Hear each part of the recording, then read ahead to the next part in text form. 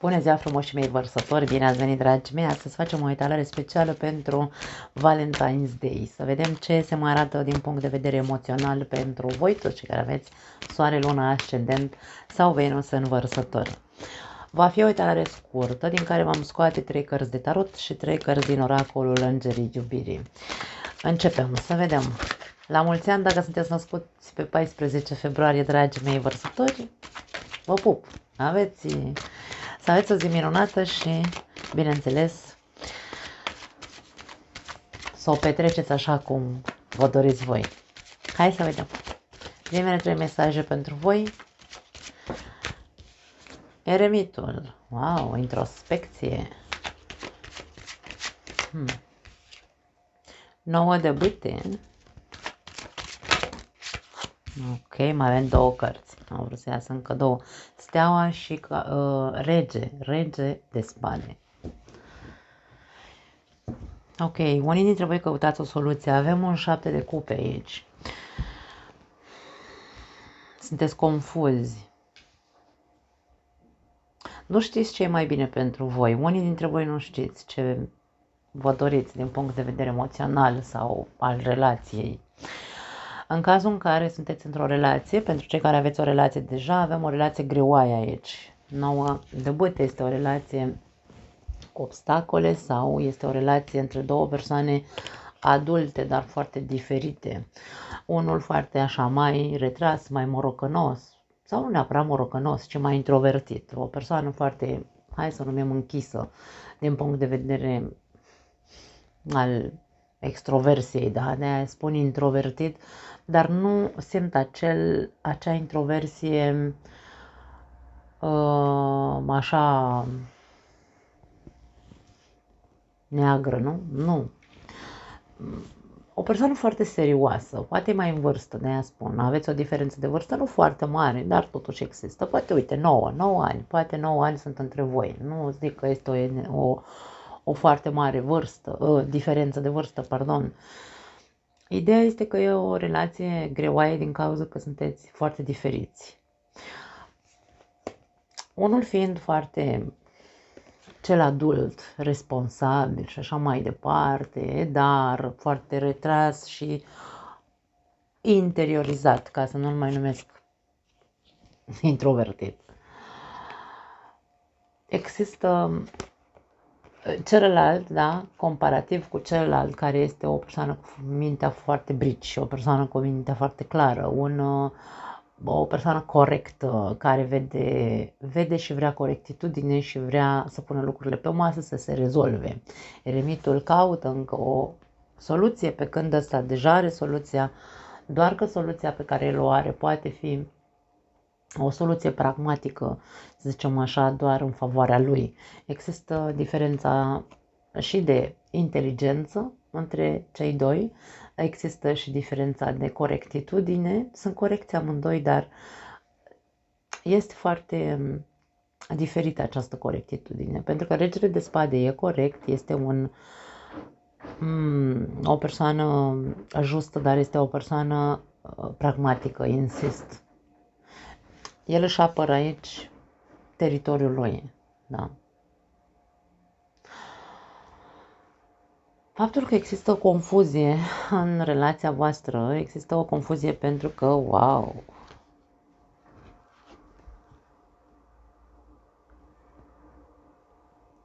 există o altă persoană implicată aici pentru unii dintre voi.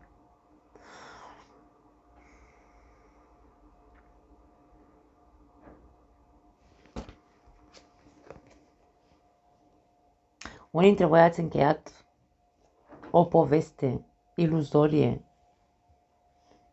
sau sunteți într-o poveste iluzorie. Sunteți într-o căsnicie și mai aveți pe altcineva în exterior sau cel din trecutul tău sau există cineva din trecutul tău pe care tu l-ai iubit foarte tare, cu care s-a încheiat aici ceva. Din punct de vedere emoțional e încheiată povestea. Da. Sau din punct de vedere fizic e încheiată povestea, dar din punct de vedere emoțional încă mai există aici o telenovelă prezentă. Nu neapărat o speranță, poate să fie foarte interesant la voi aici, dragii mei. Îmi dați mintea peste cap.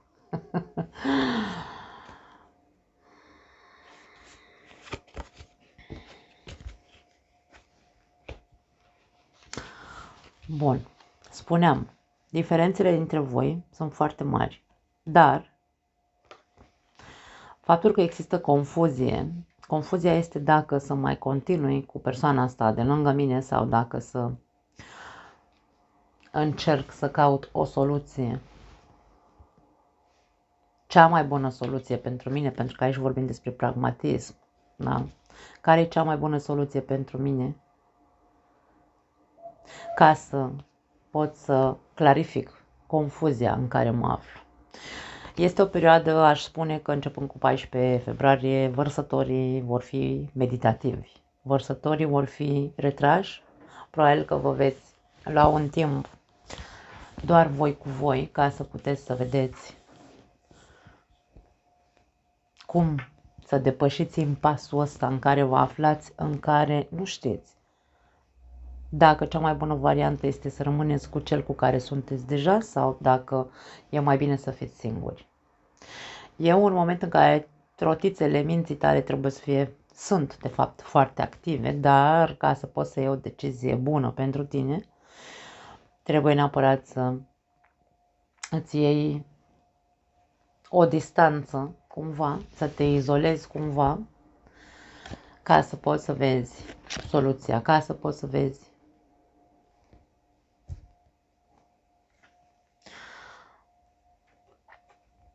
șaptele de cupe.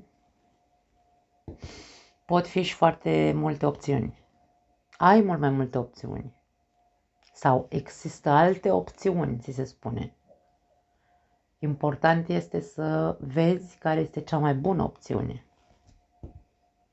De aia ai nevoie, sau cel puțin poate asta ne spune această combinație de cărți, că e nevoie ca tu cu tine să te iei pe tine și să stai cu tine și să vezi cu adevărat, pentru că aici e vorba despre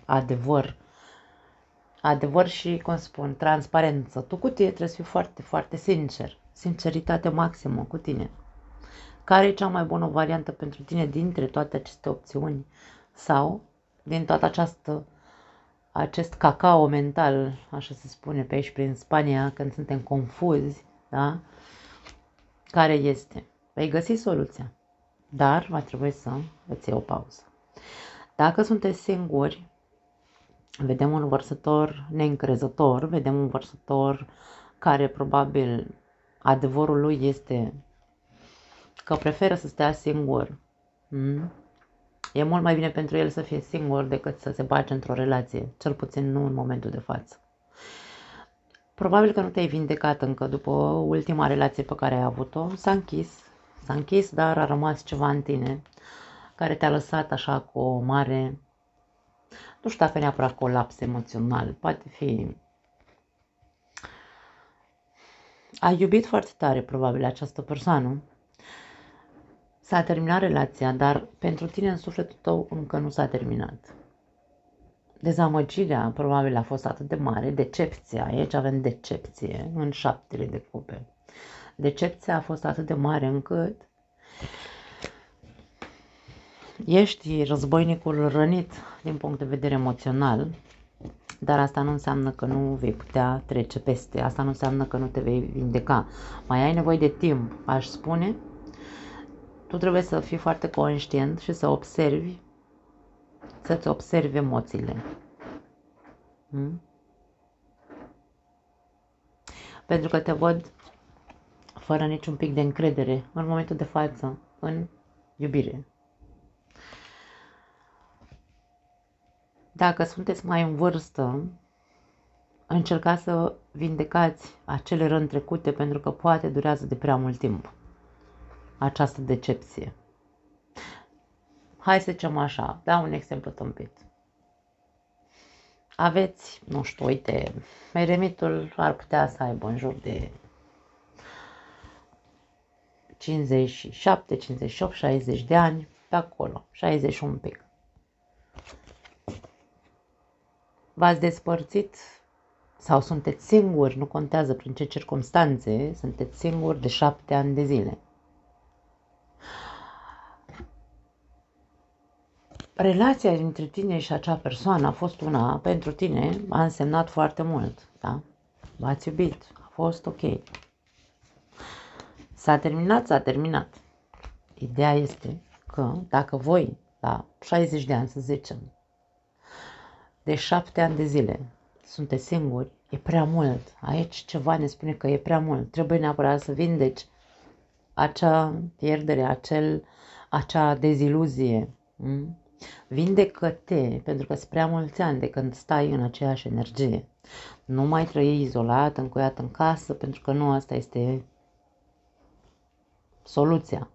Soluția este că mai avem viață de trăit și trebuie să vedem că degeaba noi ne apărăm, ne protejăm. Hai să spunem în lumea reală, dar fiecare dintre noi avem emoții, fiecare dintre noi avem nevoie să trăim și din punct de vedere emoțional. Așadar, ieși din carapace, din peștera ta, pentru că eremitul stă în peșteră, ieși din peșteră și vindecă-ți traumele trecute, mai ales dacă te regăsești în acei 7 ani de când ești singur, după cum am spus mai devreme. Hai să vedem îngerii iubirii. Ok, au sărit 3 deodată. Învățați să vă cunoașteți unul pe celălalt, foarte tare. Contemplează sau privește-ți viața amoroasă cu optimism și deschideți mintea. Trezirea. Pentru toți vărsătorii, indiferent că aveți o relație sau nu, aici aveți nevoie să vă cunoașteți cât mai bine posibil, în primul rând pe voi înșivă și apoi pe celălalt. Dacă voi, cei care aveți o relație, sunteți în dubii și nu știți ce să faceți, să rămâneți cu relația care o aveți sau să aici o altă persoană din exterior, dacă există, mă refer. Cunoașteți-vă întâi pe voi și vedeți, fiți foarte sinceri, după cum am zis mai devreme, fiți foarte, foarte sinceri cu voi. Ce vreți? Pentru că doar așa vei găsi soluția cea mai bună. Când tu vei ști ce vrei. Fii optimist în ceea ce privește iubirea. Aici nu e neapărat nevoie,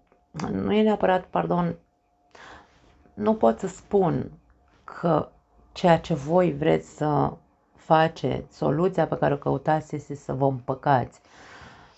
Steaua înseamnă împăcare, dar înainte de a însemna împăcare, înseamnă vindecare, înseamnă sinceritate. Pentru că nu mă pot împăca nici cu tine și nici cu mine dacă nu sunt sincer cu tine și cu mine. Așadar, speranța, optimismul trebuie să fie prezent în inima noastră când trebuie să luăm o decizie. Dacă voi, cei care aveți o relație, învățați să vă cunoașteți unul pe celălalt și să fiți sinceri cu ceea ce vă zice inima voastră, că vrea să trăiască din punct de vedere emoțional și vă deschideți mintea, veți găsi soluția. Dacă, pentru cei singuri, dacă vă dați voie să vă cunoașteți cu adevărat și să ziceți, da mă, ok, am greșit poate în ceea ce mă privește am greșit pentru că am stat prea mult timp izolat, încuiat în casă, neîncrezător și așa mai departe, dar vreau să mă deschid. Îmi deschid aici mintea și zic ok, mă deschid către iubire. Devin sau mă forțez într-un fel sau altul să fiu mai optimist și să cred, între ghilimele, cred deocamdată. Încerc să cred că vor putea exista persoane sincere care să intre în viața mea, cu care să-mi doresc într-adevăr să fac o relație. Dar condiția este să învățați să vă dați voie. Bine, să învățați. Să vă dați voie să vă cunoașteți în profunzime. În momentul în care cunoașteți pe cineva, dați-vă voie să vă cunoașteți. Steaua este cea mai dezbrăcată carte din tarot aici, nu în acest set de cărți, dar în Rider White este cea mai dezbrăcată carte din tarot. Ceea ce vrea să ne spună este că ne oferim celuilalt așa cum suntem, cum ne-a dus Dumnezeu pe această lume, da? Goi, nu goi fizic, ci transparenți. Ăsta sunt, așa mă cheamă, dacă îți place de mine mă iei, dacă nu, nu. Și dau voie și celuilalt să se dezbrace în fața mea ca să îi văd vulnerabilitățile. Vărsătorii nu sunt un semn de apă, sunt un semn de aer, nu se dezbracă atât de tare din punct de vedere sentimental, dar sunt persoane care simt foarte mult, doar că nu arată. Sunt foarte buni în a își păstra pentru ei emoțiile. Sunt foarte privați, ca să zicem așa. Da, dragii mei, un pic haotică, la fel ca acest 7 de cupe în talarea voastră, dar sper că s-au înțeles mesajele. Nu mai am altceva pentru voi. Vă pupăcesc. Ne vedem data viitoare. Ciao!